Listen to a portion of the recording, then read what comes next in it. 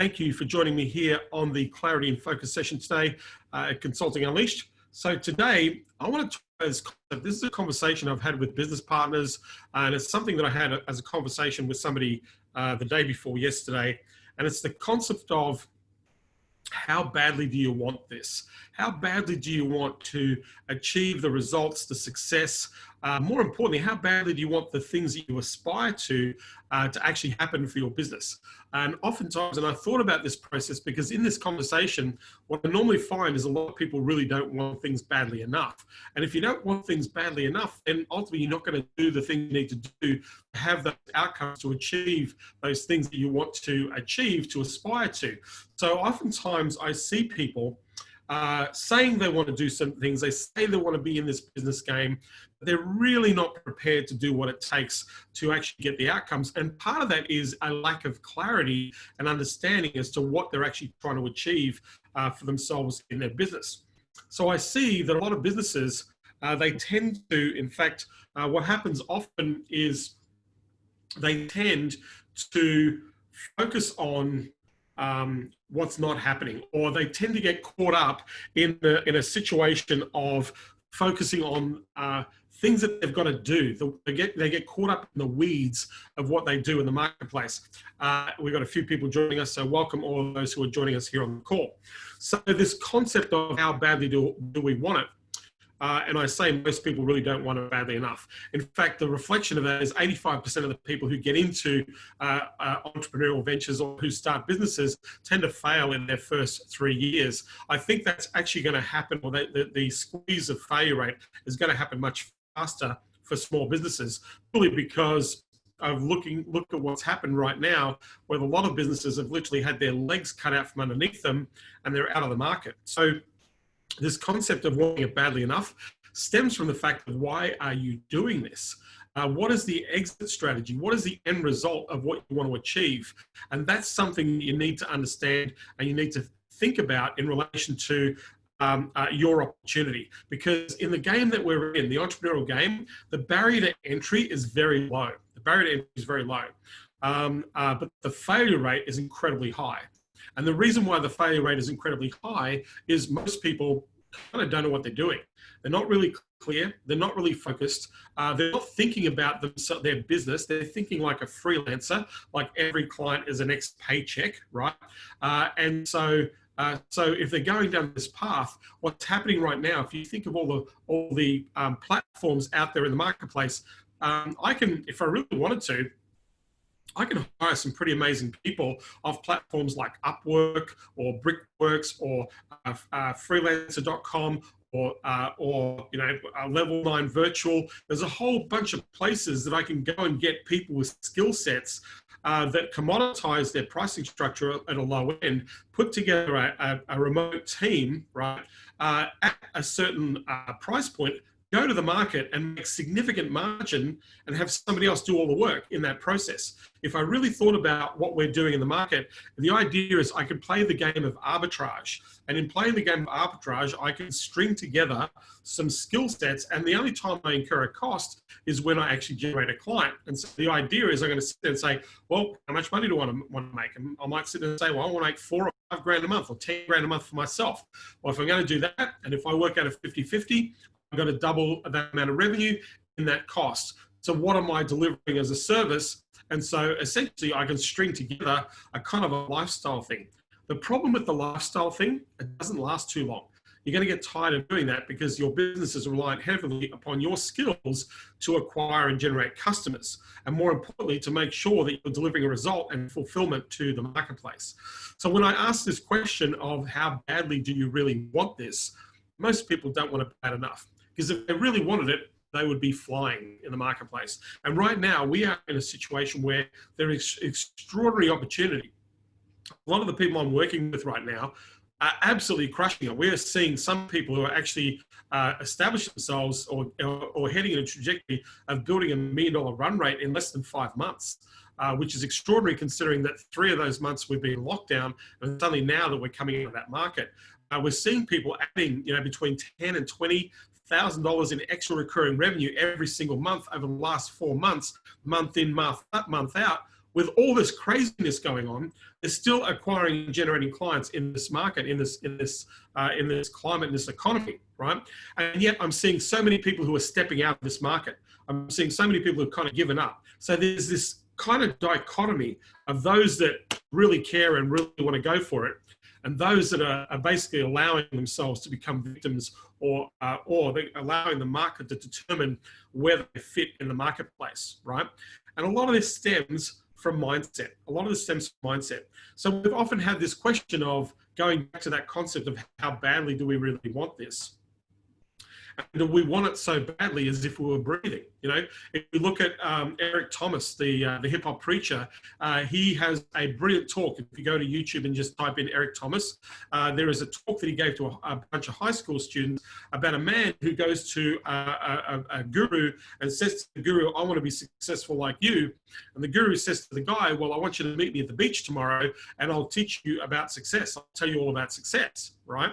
And so the person rocks up the beach and he's dressed in a suit because he thinks, you know, the guru is this very wealthy, experienced person. So he dresses in a suit and he says, great, I need you to come out in the water with me.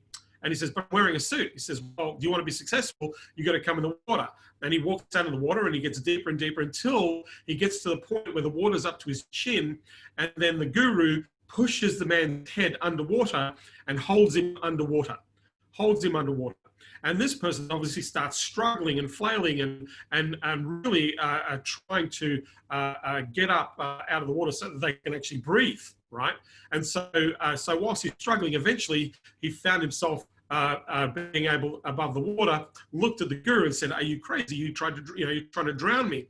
And he says, "No." He says, "If you want it bad enough, you need to want it bad enough so that you can breathe.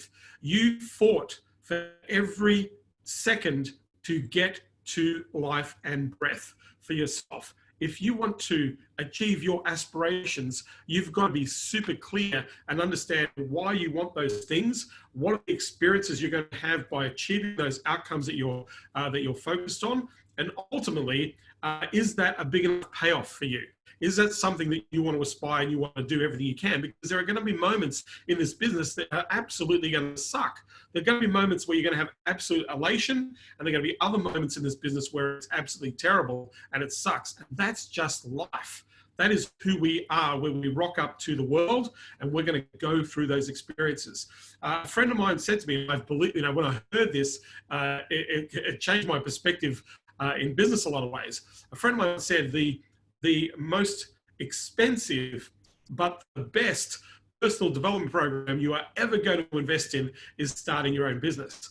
The most expensive but the best personal development program you are ever going to invest in is starting your own business, because you're going to experience all the highs and lows of building that business.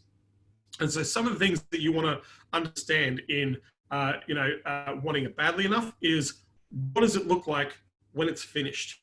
If you were to sit and say, hey, this is the business I built, if I was finishing, this is what it looks like when it's finished, right? Now, if that's the case, then we know roughly what we want this thing to be, what it looks like from a client point of view, from a delivery point of view, from the people that we have hired in our business, how our involvement, our engagement in that process. So this is what we're articulating, is what does it look like when we finish in that process. So understand that what we're doing is to basically start with the end in mind, right? Start with the end in mind and then work our way backward from that. And so the idea is, if you think about the concept of future pacing, so, okay, great. So we know what the end result is.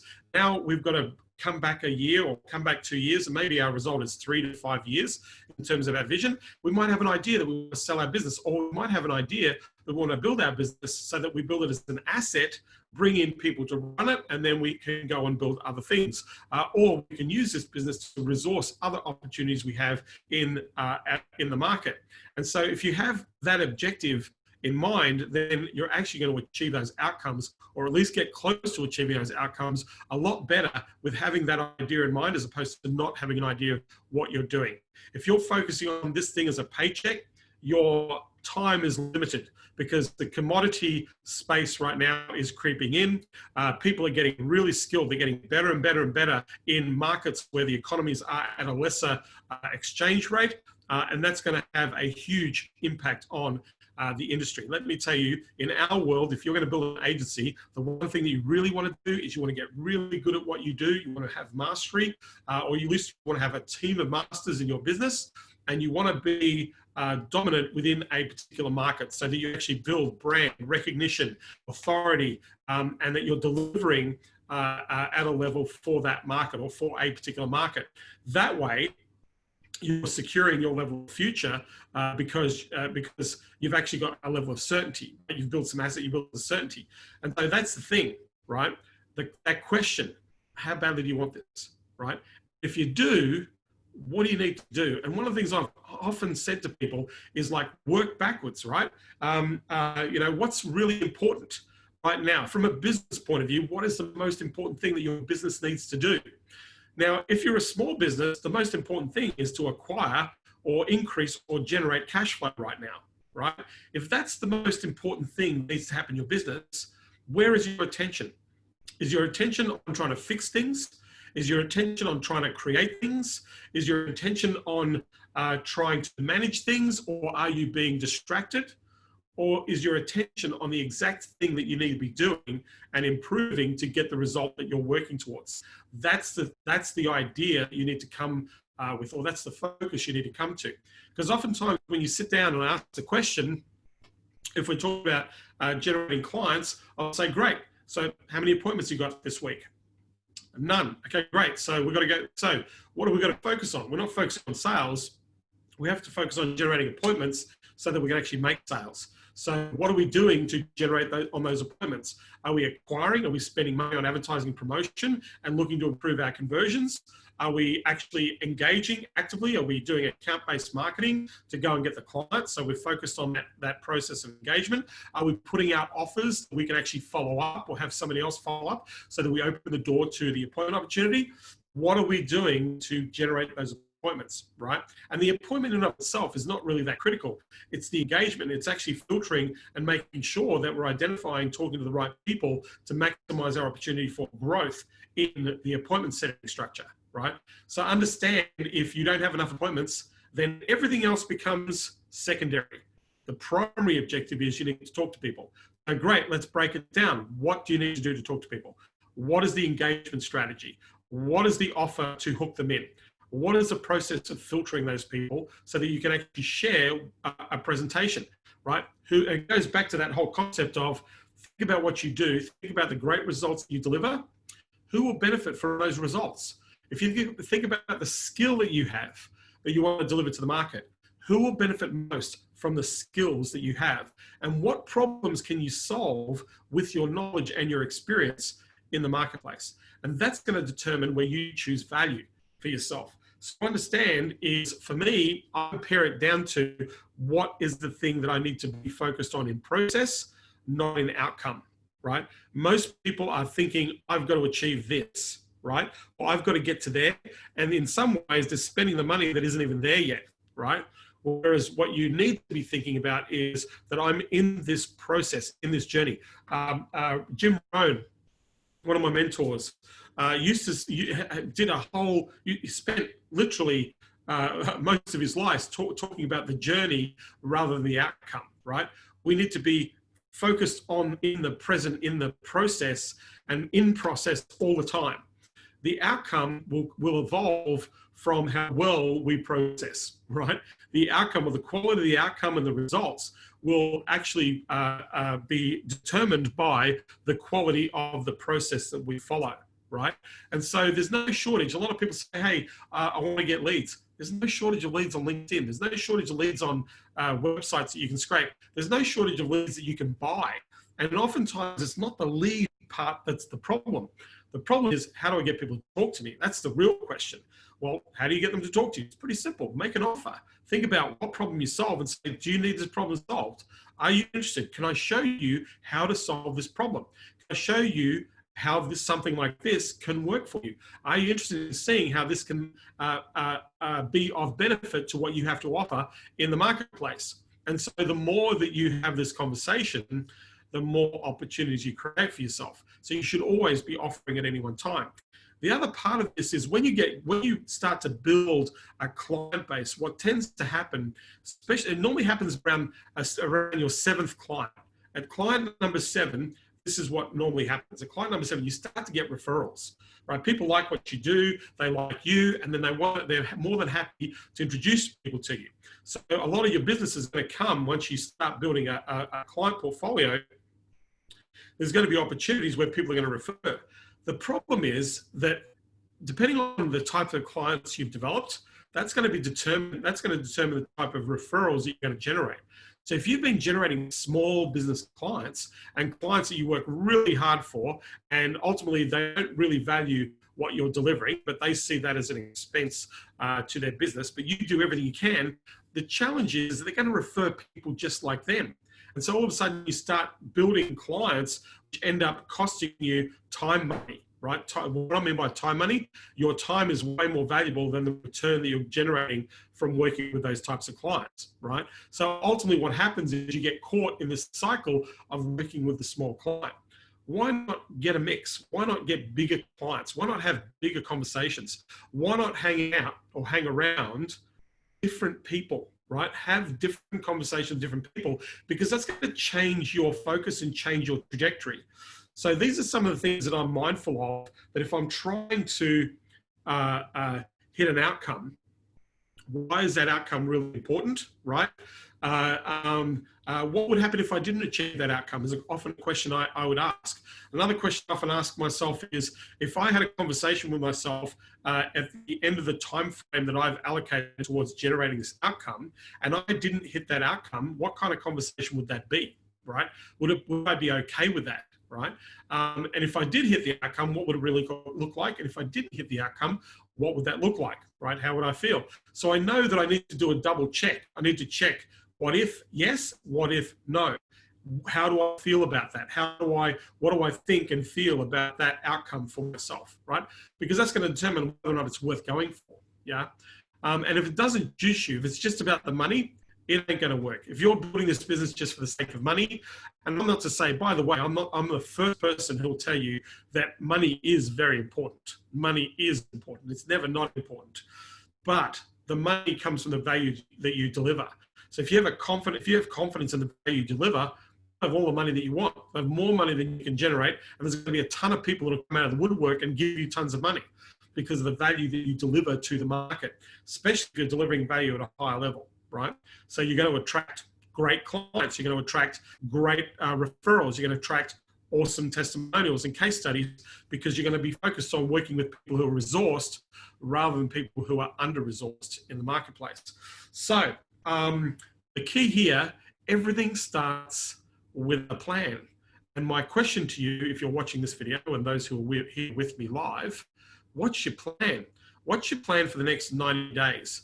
What's your plan for the next 12 months? Because we're in very, very crazy, uncertain times, right? Although in our world, I'm experiencing or seeing people who are growing dramatically. If I look at our clients, they're doing really well. They're generating clients in this craziness. But I'm also seeing a lot of people who are not generating clients. I'm seeing a lot of people who are actually getting lost in the weeds of what's going on around them. And so this is a really big thing. So the head check is, right, what do I want things to look like? And if I do, I need to start looking to open the gap and open the opportunities in the direction that I'm heading. And that's to focus on outcome, right? Making sure that I've got the right outcome. I know that. Now I'm going to put the plan in place. So for me, what's your plan, right? Have you put it together? Are you engaging that plan on a daily basis, which is critical, right? At the end of that, do you review your performance? Most people do not review their performance at the end of the day. They think, oh, a day is gone. Well, that was hard. That wasn't hard. I'm talking to some of my champions at the moment. They're really pulling out all the stops, putting an enormous effort to build their businesses right now. And they're really exhausted. They're really tired. I'm exhausted. I've been working my ass off for the last 3 months in the middle of this lockdown. We're seeing an amazing hit of growth in our business, in most of our businesses, right? So understand that at the end of the day, you can only control the things that you can control, not the things that you can't. You want to make sure that you're super clear about what you want and what your objectives are. And then you want to say, great, so well, to hit that outcome, what's the process? And the neat questions are you assessing at the end of the day and go, hey, how'd that day go? Right? If I was going to do that day a little bit differently, or perhaps if I was going to improve that day a little bit, how would I improve that day? Right? The next day. Then I want to look at the end of the week. How are we going? Right? What do we do? What isn't working? What is working? Right?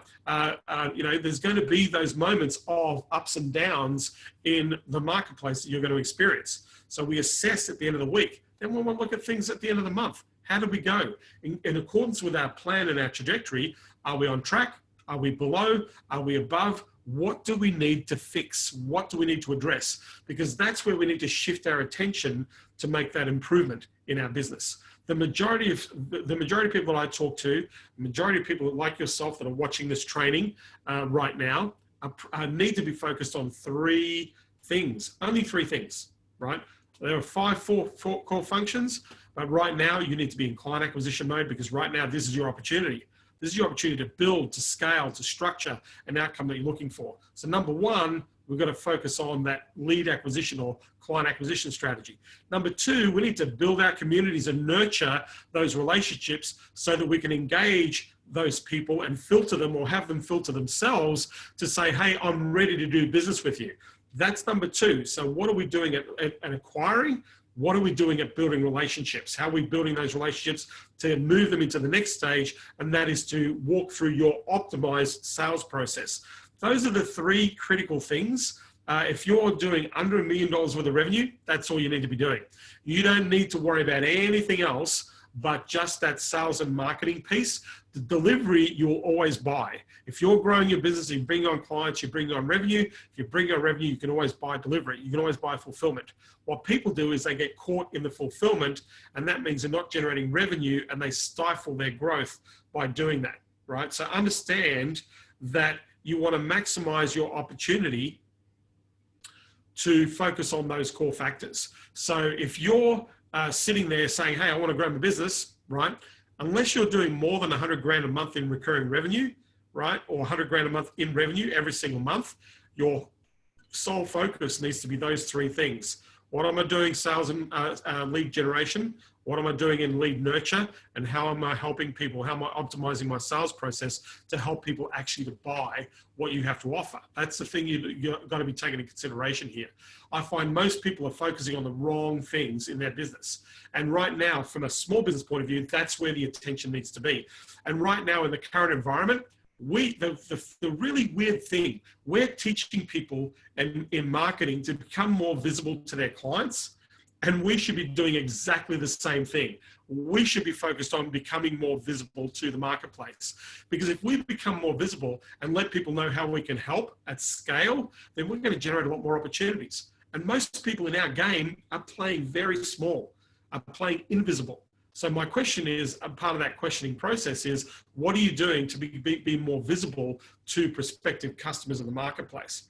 And then to just give you perspective, it doesn't take a lot of clients to do well in this market. You know, 100 grand could be 3 clients paying you 3 grand a month, right? That's 9 grand a month. That's $108,000 a year, right? That's 100 grand. That's gross, right? So 6 clients at 3 grand a month, that's 216,000. Now you get to keep $108,000 for yourself after taxes, after expenses, and after costs. Now you've got a nice, healthy salary that puts you in the top 5% of the top earners at $216,000. So that's 6 people paying you $36,000 a year for your services, right? So that's really interesting that is the case here. Now, here's the thing. To go to the next level, you need essentially 10 to 15 clients that get you about $500,000. That means they are paying you on a recurring basis, or you're getting project fees of between 30 and 50,000, right? So you're hitting that $500,000 mark. And the idea is to treat your growth or your business model incrementally, right? If I'm at 10K a month, my goal is to get to 20K. That's it, double, right? Once I'm at 20, my next goal is get to 30, right? Increase our business by 50%. Once I hit 30, I want to go to 40. And so that way, what happens is if you're actually gradually scaling and bringing on clients, you've got some consistency. And the idea is to get there as quickly as possible so that you can leverage your time and hire to scale. Because once you're at that 30 grand mark, that seems to be an area where a lot of people plateau in two levels in this business. They plateau about the 120, 130 grand mark. That's one plateau. The next plateau is they get to 30 grand a month. That's $360,000 a year in revenue. And they stop right there, right? Because they either get caught in the trap of fulfillment, right, for what they do, or they have stopped acquiring. So they basically, what they're doing at that level is they're living off referrals, right? So they're not really working hard to acquire customers, right? So they get stuck at that 30 grand mark. So then there's a decision to be made. And as soon as you make that decision, that's when you start to grow. And the other thing that I've noticed is when you hire, it forces you to grow. As soon as you bring more people on in the business, more sales. All of a sudden your focus is great. I've got some responsibilities. We've got some extra expenditure in the business. We need to make sure that we're actually increasing the amount of revenue against the cost of those expenditures in our business. So these are some of the things that you need to be thinking about and considering from a business point of view. But I go back to my very first statement at the beginning of this talk, right? How badly do you want this? And what does this look like for the next 12 months, 2 years, 3 years? The more you understand what you're building, the more you learn and gain experience through actually engaging the market, things are going to change. Things are going to get very different. I cannot tell you the number of conversations I've had with people where they're sitting saying, hey, you know, I want to go and hit that 100 grand a month run rate. Well, great. Make the decision to actually do it. And they said, well, what do you mean? I want to do that. I said, well, hang on a second. No, you haven't made the decision. You're talking about it. You're thinking about it, but you actually haven't decided that that's what you're going to be. Because at that seven-figure mark, which is a milestone figure that seems to pop into people's heads, think about the 30 to 40%, 300,000 to 400,000, that's your cost, right? Your opportunity is the $600,000 that's left over in the gross profit. So your cost is going to sit at the level of revenue. If you're making 30 grand a month, you're going to go to million. To run that business, you're going to need 30 grand a month, right? So what you're earning entirely will go to costs in the market. So the difference between somebody who's generating that outcome and not generating that outcome is they've actually made a decision to make that growth, to head for that trajectory. So they've not been thinking about it. They've not been sitting saying, I want this. They're saying, I'm doing this. This is what we're going for and we're doing it, right? That's a very different energy and focus when you're going out there and growing in the trajectory. So the other thing is the one thing that I often say to people is just focus on getting your next customer. Don't worry about the next 5 or 10 or 20 or 30. Forget about those, right? All you need to do is, what am I doing today to help the next person invest in my services? That's it.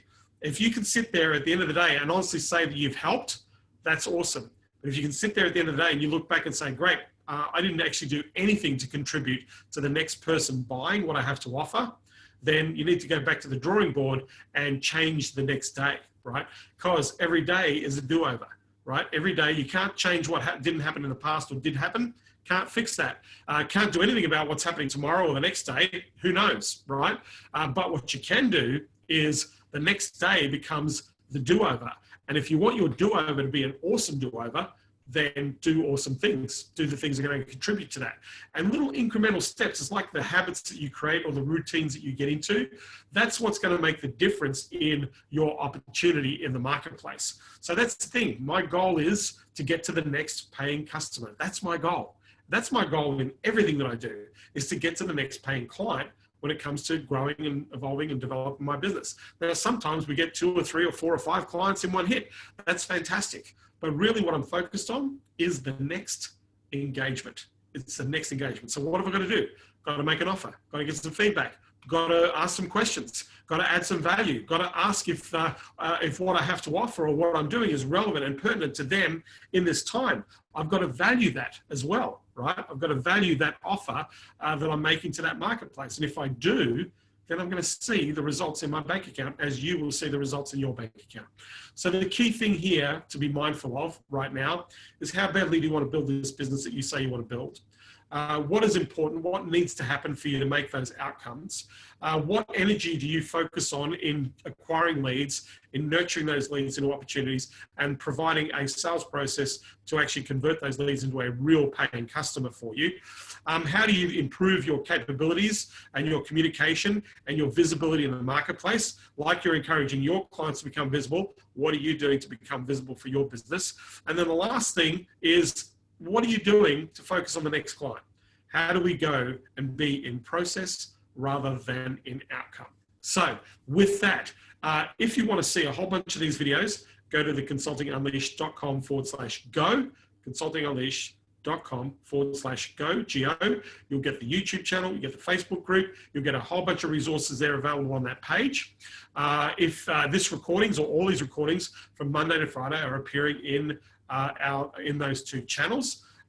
If you haven't already, download some of the resources we have over at consultingunleashed.com. But more in that, whilst I'm here, I might as well help you and answer some of your questions. So I'm just going to go to the chats. Biggest takeaway from what I've shared in this conversation. If you can type in what I've shared or what's something that resonated with you, love to know, just to get some feedback. I'm happy to answer your questions. If you want to ask me strategy questions, I'll answer strategy questions. If you want to ask me questions about niches, how much you should charge, you can ask me those as well. Mark says to be more focused. Yeah, you got to, it's almost like we've got to remind ourselves at the moment. We've almost got to be mindful of what we're paying attention to. You know, oftentimes I find myself gravitating towards some of those bright and shiny objects. I still do it. Right? But I'm a little bit more mindful. I'm thinking, hey, what really needs to happen here? And I kind of minimize the impact of the bright and shiny object syndrome. But that can have a real debilitating effect, because right now we tend to consume so much information, you know, through live streaming, like you're consuming this information here. But if you have a question or if you have a takeaway, just type in chat. I can see Eric. So start with the end in mind. Yeah, and work backwards. Absolutely, Chris. How do you want things to be? And then great, let's work backwards from that. And then the only plan that you need to engage is the plan that is at the beginning of the process, not the end of the process. What is the plan right there in that process that you need to action, so that starts the momentum, the trajectory? You know, I find growing a business is a marathon. It's not, you know, it's certainly not a sprint. And by the way, just to give you some perspective here, you know I talk a lot about those champions doing really well, the people that I coach in my mastermind groups. You know, they're the exception, right? They're out there doing things that they know they should be doing, and they're enacting and engaging. But I know in the world, right, the rule is you're only going to do where you're at, right? You're only going to do where you're thinking and where your mind is and where your attention is. And so for some people, you know, you're in for a struggle street, you know, and I've had many moments, many times in my life and business where things did not go well. In fact, they went pear-shaped, right? But those were my learning experiences. Those were my, you know, in terms of the issues or the challenges that I've had in those times, those are the things that made me who I am today.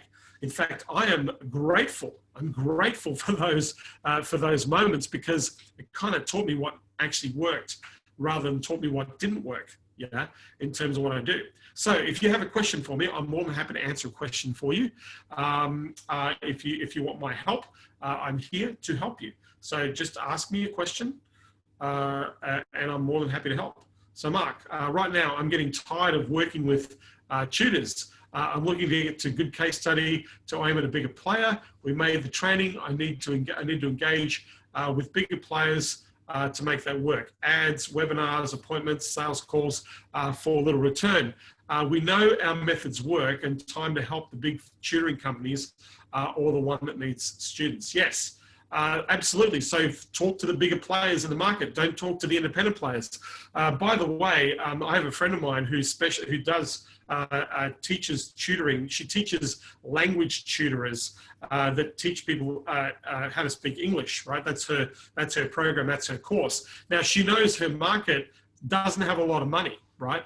But they know that if they get, you know, 4 or 5 students, that they can make some pretty decent money month to month teaching English in those processes. So her programs, the cheap programs, like, you know, between $250 and $350. They're the cheap programs. But the more expensive programs that are more advanced and more involved, well, they get up into the $3,000 to $4,000 mark. And I know other people who are running programs at $5,000 to $10,000 to $15,000 in the marketplace, right? But they're addressing different levels of the market. So they're creating programs to actually meet where that market is, where their price point bearings are, because that's the value proposition. You know, I know people who sell a lot of info products, and they sell info products at a very, very cheap rate. But what they do is they're piling in a ton of value, and they're selling at a low rate, thinking that they can ascend the spend, get people to spend more and more money as they keep bringing product to the market. The problem is the essential model can work, but you really need to know your market to make it work. And so, yeah, that's a real critical part of that factor. So you're right, Mark, focus on bigger companies. You want to focus and engage on bigger organizations in the marketplace. Yeah. We sell at $497, and max was $897. Yeah, you need some bigger packages, absolutely. My thoughts on the importance of mobile web apps with push notifications, with websites to improve engagement. Is this important to consider in website development now? Yes. Mobile strategy or mobile websites is absolutely critical right now, because if you think about the behavior of people right now, we've been in lockdown around the world, and we've been living off our mobile devices. We've either been glued to our tablets or been glued to our mobiles. And this is something that's been really exacerbated right now in this time. Like, we've really had an exacerbation of engaging our mobile devices. So to put perspective into that, yes, mobile apps and mobile phones, absolutely. Strategies that support people in that way. If you demonstrate how people are searching, if you demonstrate how people are engaging, those are the sorts of things that you want to be focused on. Is what's your mobile strategy? What's the traffic on mobile? What's the functionality of your mobile, right? Are you hot or not on mobile? These are all questions that you can answer. So yes, I think today more than ever before, turning your website into a mobile app, one that your clients can engage with or download or easily utilize, where you can provide people with value, then that's a really powerful strategy, because you're actually putting your business in your customers' hands, so to speak. Yeah. So yeah, however, right now I think all websites need to be redone. If companies have not redone their website in relation to how they deliver their services, or how they do business with their clients in the marketplace, or how do they make it easy for their customers to engage, if you're not doing that right now, then you're going to have some indifference in the market. So I think most websites right now need to be changed. They need to address things like health and safety. They need to address perhaps how we do business differently. Maybe we're not doing it face-to-face. Maybe we're doing it virtually. Maybe we're delivering our product as opposed to you picking the product up. How have you changed your business model? That needs to be reflected on your website. If you've changed and you're not reflecting that information on your website, then that's a huge gap. By the way, that's a massive opportunity right now.